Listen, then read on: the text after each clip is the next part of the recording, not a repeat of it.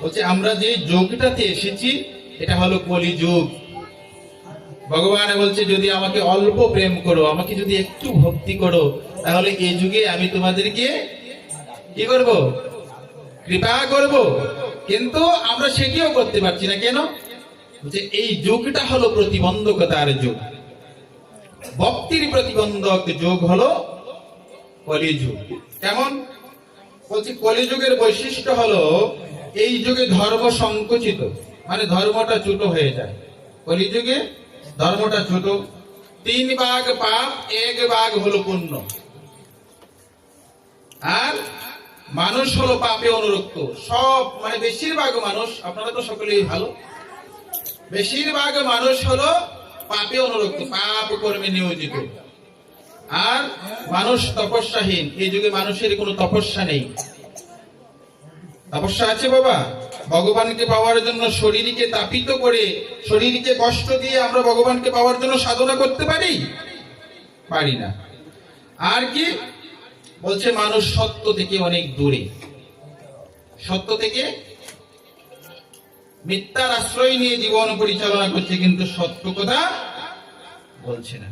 বলছে আর কি? বলছে 3 ঘন্টা 4 ঘন্টা বসে এক জায়গায় আড্ডা দিতে পারবে, হ্যাঁ, মোবাইল টিপাটিপি করতে পারবে, 3-4 ঘন্টা একসঙ্গে বসে টিভি সিরিয়াল দেখতে পারবে, বন্ধুদের সঙ্গে আড্ডা দিতে পারবে, কিন্তু 1-1.5 ঘন্টা 2 ঘন্টা এক জায়গায় বসে কেউ ভগবানের কৃষ্ণ কথা, হরিনাম সংকীর্তন বসে শুনতে পারবে না। কেন? বলছে তখন কি হবে? তার আলস্য দেখা দিবে, ভালো লাগছে না, ধর ভালো লাগছে না, উঠে যায়। হ্যাঁ, বসে থাকতে একটু পা ব্যথা করছে, একটু দাঁড়িয়ে যাই, তাই না? কোমর ব্যথা করছে, দাঁড়িয়ে যাই।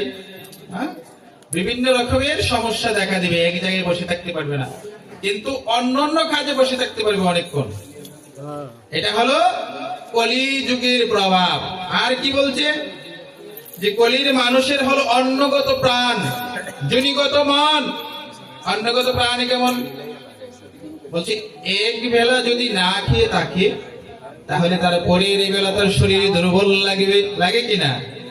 একবার যদি না খেয়ে থাকে তার যেন মনে হয়, আর পরের বেলা মনে হয় যেন শরীরটা চলছে না, শরীরে শক্তি বল পাচ্ছি না। ঠিক না বাবা? জয় রাধে। আর এই যুগে রাজনীতি হবে কুটিল। কলিযুগে রাজনীতিটা কেমন হবে? কুটিল। রাজনীতিতে হানাহানি, মারামারি, কাটাকাটি, প্রতিহিংসা, ঘৃণা, একে অপরকে আঘাত করা, এটা কলিযুগের রাজনীতি। শাস্ত্রে বলে দিয়েছেন আগেই। এখন তো যেমনই আছে, যত কলি, যত বয়স বাড়বে তত আরো জটিলতা বাড়বে। এই তো কলি মাত্র শুরু হলো। আর কি বলছে? এই যুগে যারা শাসক শ্রেণীর লোক রয়েছেন তারা হবে লোভী।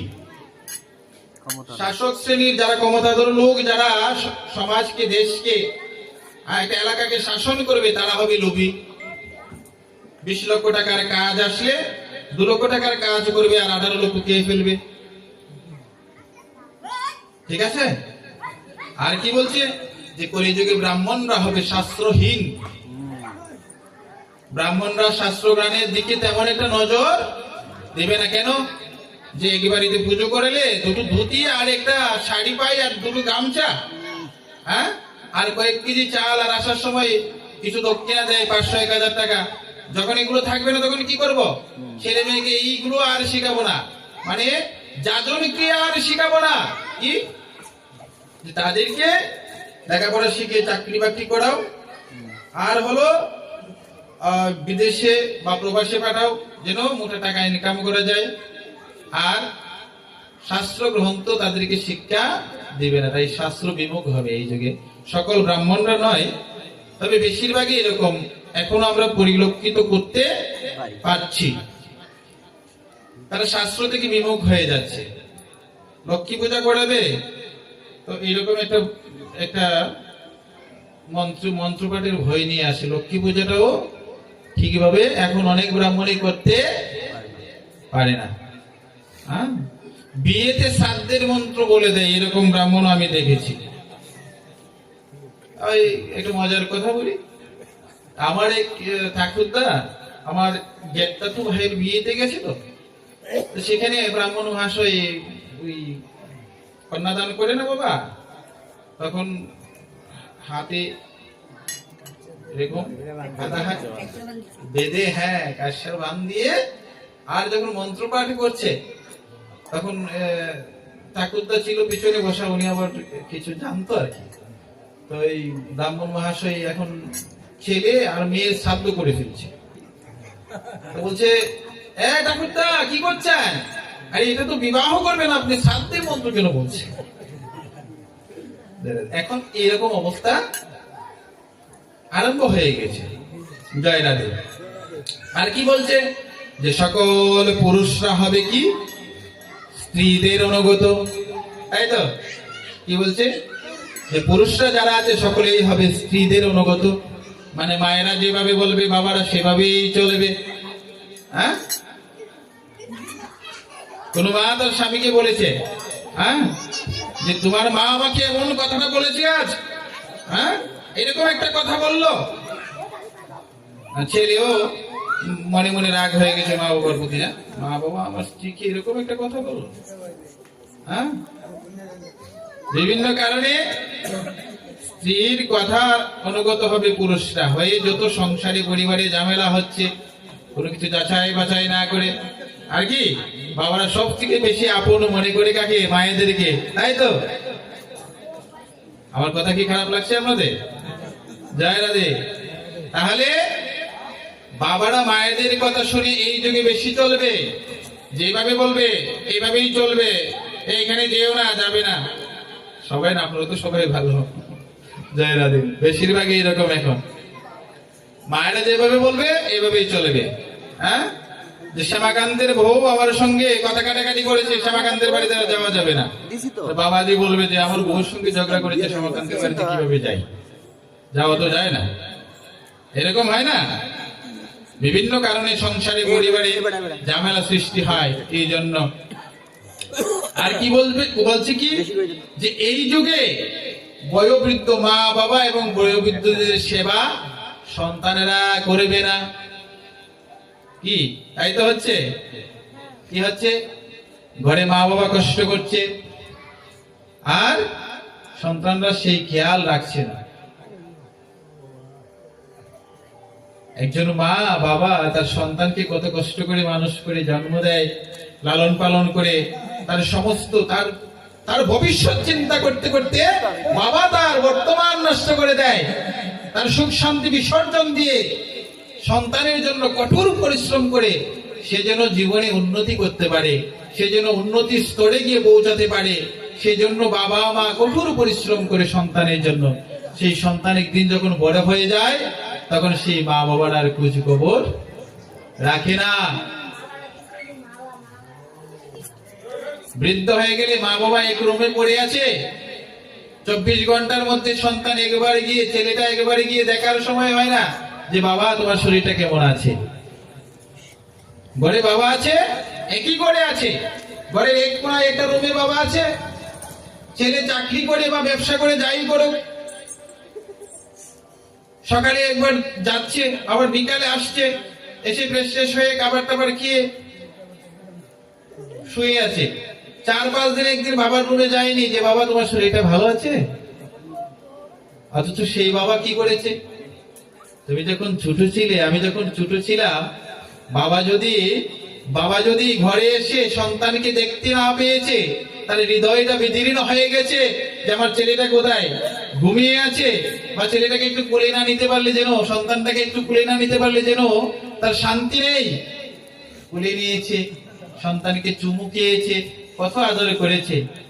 কোনোদিন কি বাবাকে চুমু খেয়েছি আমরা? বাবা যখন বড় হয়ে গেছে বাবাকে বলেছি যে বাবা তোমাকে অনেকে ভালোবাসি, মাকে বলেছি যে মা তোমাকে অনেকে ভালোবাসি? হ্যাঁ, কোনোদিন জিজ্ঞাসা করেছি বাবা তোমার কি কিছু ভালো লাগে? অনেকে বলে যে মানুষ বৃদ্ধ হয়ে গেলে শিশুর মতো হয়ে যায়। তো শিশুর মতো যদি হয়ে যায়, তুমি এখন জোয়ান হয়েছে, তোমার মা বাবা বুড়ো হয়ে গেছে, তোমার সন্তানের মতো তোমার তাকে আদর যত্ন করতে হবে। কোনোদিন বাবাকে গিয়ে বলেছি, বাবার মাথায় একটু হাত বুলিয়ে দিয়েছি, বাবার পায়ে একটু টিপে দিয়েছি, মার পায়ে একটু চেপে দিয়েছি যে মা তোমার কি কিছু ভালো লাগে? তুমি কি কিছু খাবে? তোমার কি কিছু মনে চায়? করেছি। বলছে এটা কলিযুগ, তো সেদিকে মানুষের মন থাকবে না। আর কি বলছে দেখুন, সৎ মানুষের কষ্ট বেশি থাকবে। যারা সততা নিয়ে চলবে জীবনে, তাদের খুব কষ্টে জীবন কাটবে। আর কি হবে বলছে, দুষ্ট লোকের প্রভাব বৃদ্ধি পাবে। যারা দুষ্ট লোক, তাদের শক্তি সামর্থ্য বেশি হবে, আর তাদের প্রভাবও বেশি থাকবে। আর বলছে এই যুগে, কলিযুগের মানুষের আয়ু খুব স্বল্প হবে। কেন? এমনিতেই কলিযুগের মানুষের আয়ু শাস্ত্রে বলা হয়েছে 100 বছর, কিন্তু আমরা 100 বছর কেউ বেঁচে থাকি না। কেন? বলছে এমন কিছু পাপ আছে, যে পাপ কর্ম করলে মানুষের আয়ু ক্ষয় হয়। এমন কিছু পুণ্য কর্ম আছে যেগুলো করলে মানুষের আয়ু বৃদ্ধি পায়। কেমন? যদি কেউ ব্রহ্ম হত্যার মতো পাপ করে, তার আয়ু ক্ষয় হয়ে যাবে। ব্রহ্ম হত্যার মতো পাপ কখন হয়? বলছে ব্রহ্ম হত্যার পাপ হলো ব্রাহ্মণকে হত্যা করলে যে পাপ হয়, সেই পাপ কখন হবে? বলছে যদি কেউ মা বাবাকে কষ্ট দেয়, তাহলে ব্রহ্ম হত্যার পাপের সমান হবে। যদি কেউ ঘরে শ্বশুর শাশুড়িকে কষ্ট দেয়, তার ব্রহ্ম হত্যার পাপের সমান হবে। ব্রহ্ম হত্যার পাপের সমান মা বাবাকে কষ্ট দেওয়া। এখন তো এমনও সন্তান রয়েছে, মা বাবাকে আঘাত পর্যন্ত করে।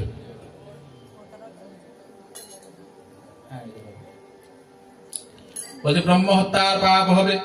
মা বাবা যদি কষ্ট পায়, তাহলে সন্তানের আয়ু ক্ষীণ হয়ে যায়, ধীরে ধীরে কমে যায়। আর মা বাবার আশীর্বাদ যদি তাকে, মন থেকে যদি মা বাবা কোনো সন্তানকে আশীর্বাদ করে যে আমার ছেলেটাকে ভগবান তুমি দীর্ঘজীবী করো, তাহলে ভগবান শুনবে কিনা মা বাবার কথা? এই জগতে কারো প্রার্থনা যদি ভগবান নাও শুনে, মা বাবা যদি সন্তানের জন্য ভগবানের কাছে প্রার্থনা করে, ভগবানের সেটা কখনো ফেরত ফিরিয়ে দেন না, সেটা পূর্ণ করে না। মন থেকে যদি সন্তানের জন্য আশীর্বাদ করে, তাহলে ভগবান কৃপা করে সেই ভগবান মা বাবার সম্মান রক্ষার্থে সেই সন্তানকে ভগবানের মা বাবার সেই আশীর্বাদটা পূর্ণ করে দেন। বিভিন্ন কারণে আমাদের আয়ু 100 বছর থেকে কমে যায়। আর আরো কিছু কারণ রয়েছে। শাস্ত্রে বলেছে সূর্য উদয়ের যত মিনিট পরে একজন লোক নিদ্রা থেকে উঠবে, তত মিনিট সময় তার আয়ুষ্কাল থেকে কেটে যাবে। আমাদেরকে বলা হয়েছে সূর্য উদয়ের পূর্বে নিদ্রা ত্যাগ করতে হবে। তাহলে আর কি, সন্তানদেরকেও উঠাতে হবে সূর্য উদয়ের পূর্বে। কেন? কারণ আমার ছেলের সন্তান, আমার সন্তানের আয়ুটা কমে যাক, সেটাকে আমি চাইবো? তাহলে কি করতে হবে? সূর্য উদয়ের অন্তত 1 মিনিট পূর্বে হলেও সকলেই বিছানাতে করতে হবে। নইলে যতটুকু সময় বিছানায় থাকবে, ততটুকু তার মূল আয়ু থেকে তত মিনিট সময়টা কেটে যাবে। তো বিভিন্ন কারণে আমাদের আয়ু এই যুগে কম, কারণ এটা কলির যুগ। কলি যদি কারো মাথায় বসে, তাহলে একবারে ধ্বংস করে ছেড়ে দেবে। কেমন করে? পরীক্ষিত মহারাজ এত ধার্মিক ছিল। পরীক্ষিত মহারাজের মাথায় যখন কলি বসেছে, তখন কি করেছে? ওনাকে দিয়ে এমন একটা কর্ম করিয়ে ফেলেছে, সৌমিক ঋষির গলায় তিনি অহংকার বশত মৃত তক্ষক নাগ পেঁচিয়ে দিয়েছিলেন। সেজন্য তাকে শাপগ্রস্ত হতে হয়েছে যে 7 দিনের মধ্যে তাকে তক্ষক নাগে দংশন করবে। সেটা সৌমিক ঋষির পুত্র সিংহী সেই শাপটা দিয়েছিল। এত বড় ধার্মিক রাজা, মাতৃগর্ভে যিনি ভগবানকে দর্শন করেছেন, মাতৃগর্ভে যাকে ভগবান রক্ষা করেছেন, সেই পরীক্ষিত মহারাজও কলির প্রভাবে কি হয়েছে? শাপ